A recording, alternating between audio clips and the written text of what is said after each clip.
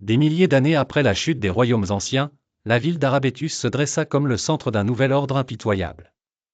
Jadis une terre de savoir et de liberté, elle était devenue une forteresse de silence, où les pas des sentinelles du Conseil Noir résonnaient dans chaque ruelle. Le Conseil Noir ne gouvernait pas comme les empires du passé. Il ne s'appuyait ni sur des armées nombreuses ni sur la diplomatie. Son pouvoir était plus profond, plus insidieux. Une force invisible, dont personne ne connaissait l'origine exacte, le maintenait au sommet. Les habitants murmuraient que cette suprématie venait d'un artefact ancien, un vestige des temps oubliés, capable de plier la réalité à la volonté de ceux qui le contrôlaient.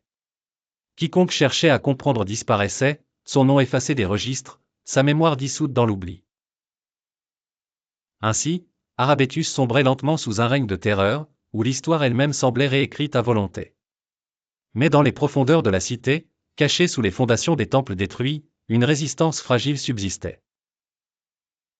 L'ordre de la dernière lumière, dernier bastion de vérité, conservait ce qui restait du savoir interdit. Pendant des siècles, ces érudits avaient préservé les anciens manuscrits, les cartes perdues et les artefacts oubliés, traces d'une époque où Arabétus était libre. Mais leur secret fut découvert, et un à un, ils furent traqués, jugés et exécutés.